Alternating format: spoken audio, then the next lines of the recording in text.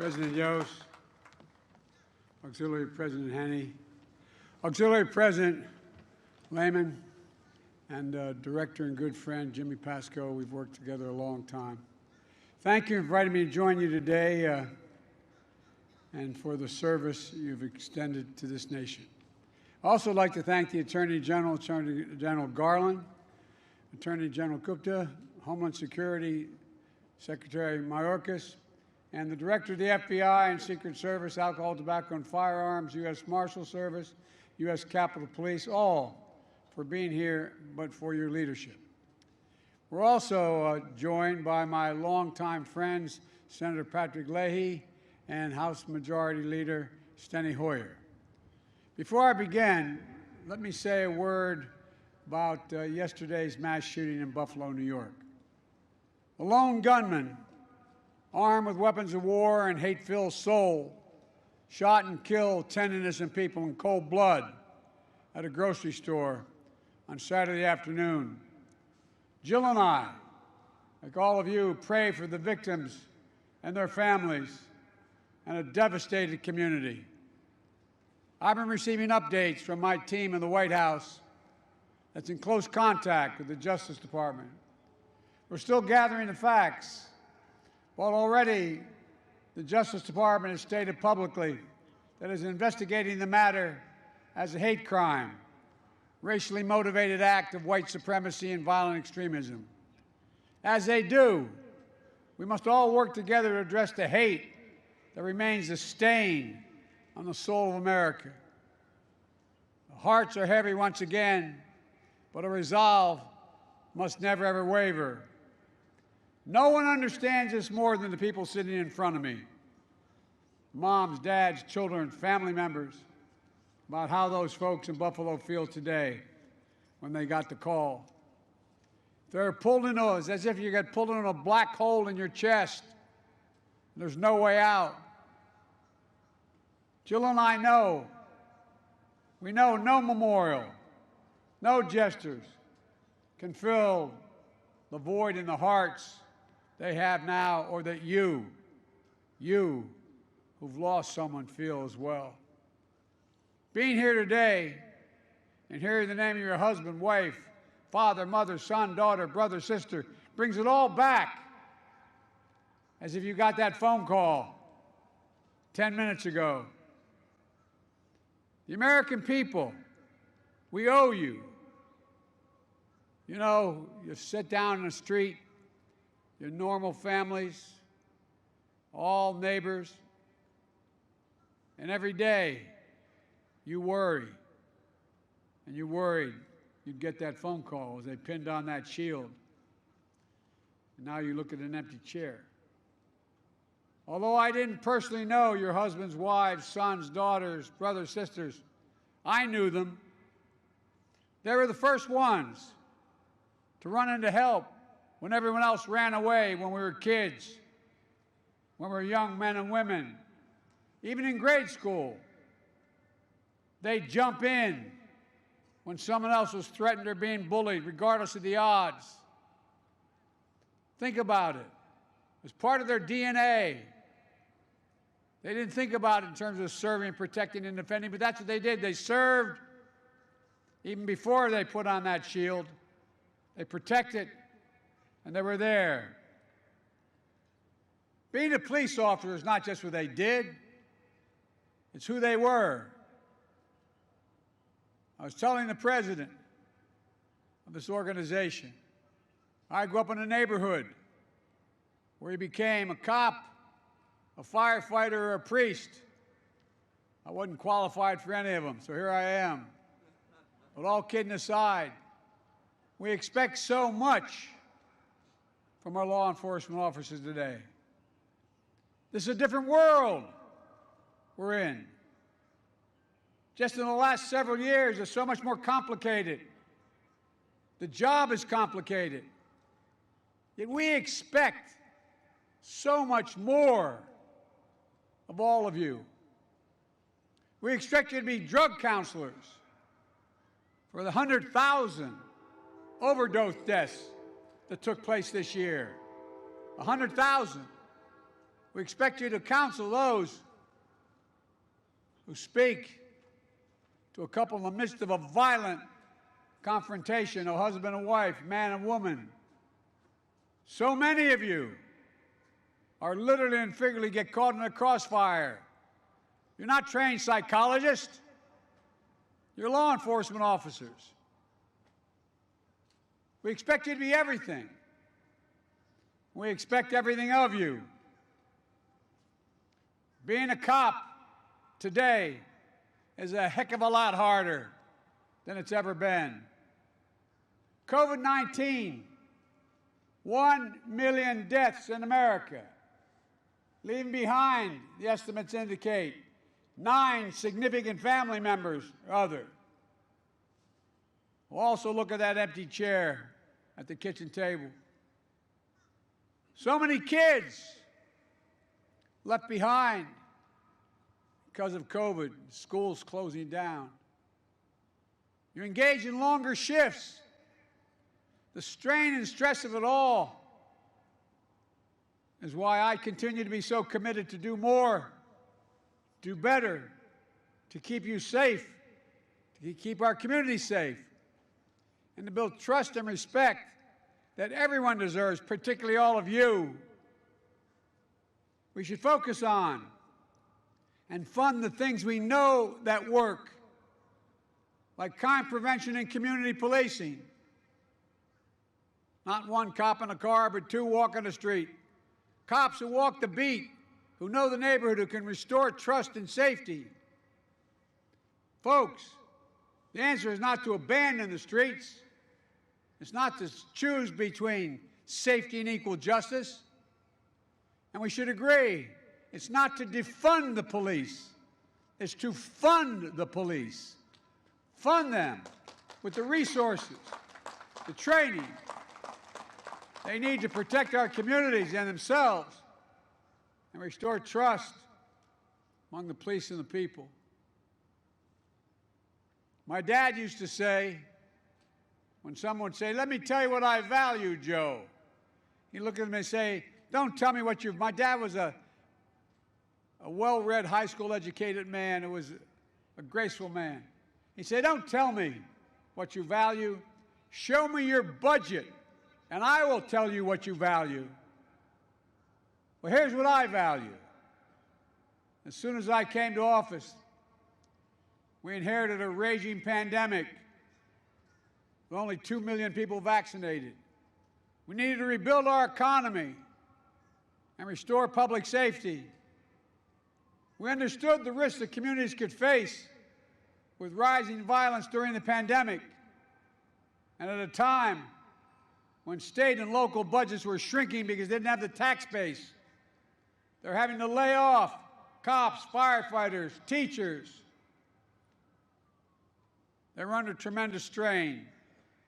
So we made sure we passed a thing called the American Rescue Plan, providing historic $350 billion directly to the cities and counties and states and tribes so they didn't have to lay off law enforcement. They could keep the cops on the job and fight to keep communities safe. And it's working. More than 300 communities, from big cities to small towns, are using more than $10 billion. The American Rescue Plan funds for violence prevention and public safety this year. Building new police training facilities. Recruiting, which is getting harder. Hiring and giving policemen a raise. Partnering with federal, state, and local community groups to reduce gun violence. Investing in community interventions that use trusted community members to work directly with people who are most likely to commit gun crimes or become the victims of gun crimes, and intervene before it's too late. My mother said, "Of everything bad, something good will come if you look hard enough for it." We're looking hard to determine why and what we can do to prevent that law enforcement officer being put in the middle.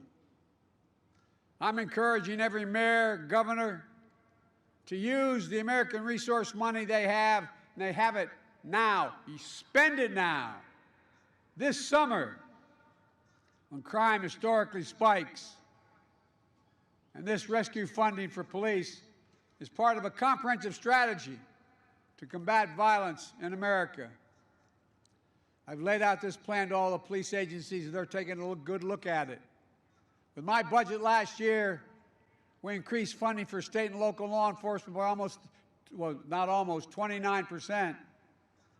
That included significant investments in community-oriented police services, the COPS program designed to build legitimacy and trust in communities, to address violent crime, to combat hate and extremism. My budget for the next year doubles the investment in community policing, $573 million, the most in over a decade. And on top of that, it includes $30 billion in new mandatory investments in law enforcement and crime prevention. During my State of the Union address, I announced what I called a unity agenda that brings the country together to address the big challenges we face. And one of those included ending the opioid epidemic and addressing the mental health crisis. So many, young and old, because of this pandemic, need help. And having a problem, a mental problem, is no different than breaking your arm or your leg. You need to invest in systems to provide adequate health care, counseling, drug treatment, prevention, housing, education, other social services to those who need it most.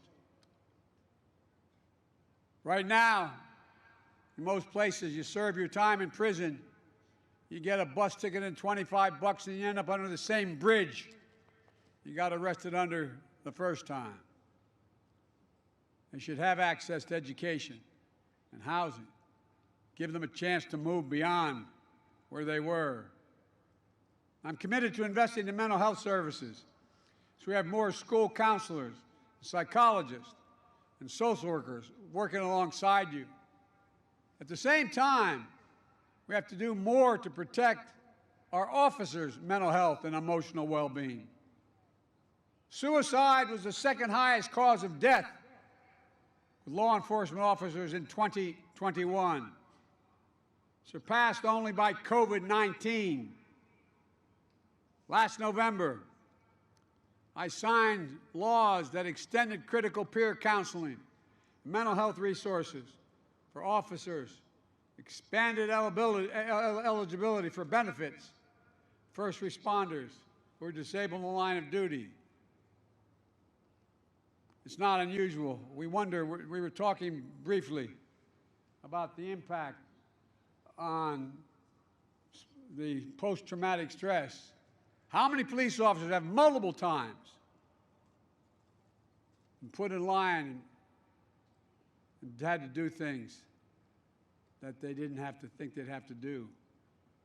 We recognize that with our military, more people continue to die from post-traumatic stress at home than die in any wars that are going on now.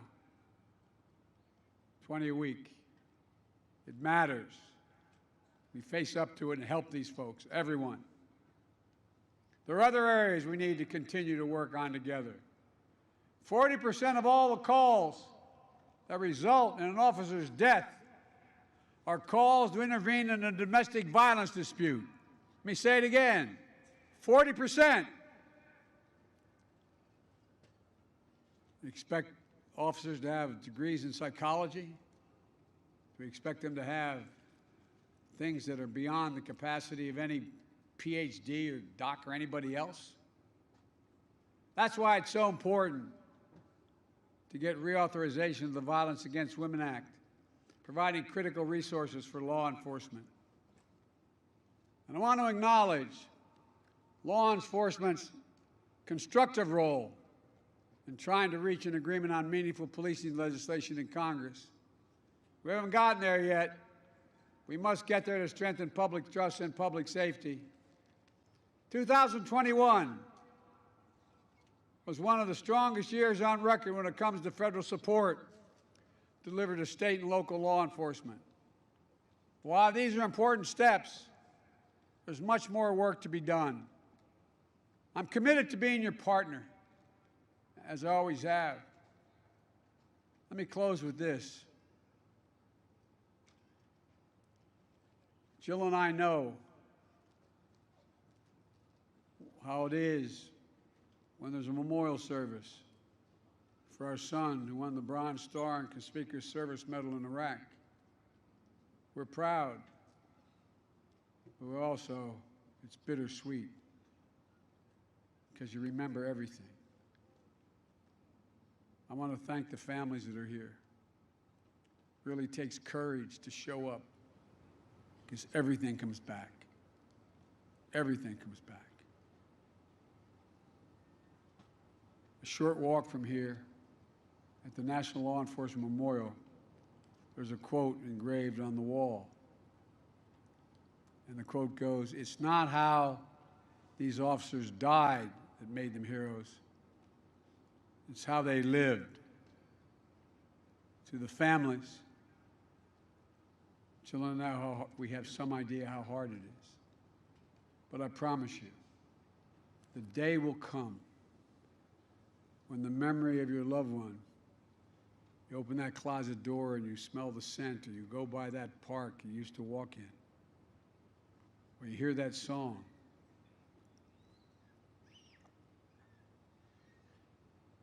The day will come when it will bring a smile to your lips before it brings a tear to your eyes. And through your pain and your will to find a purpose worthy of how they lived, you'll get through it. But there's nothing easy about it. Our hope and prayer is that we as a nation find that purpose as well. May the souls of those who you loved and those with whom you served rest in peace and raise in glory. May God bless you all, and may God protect our police and our troops. God bless you.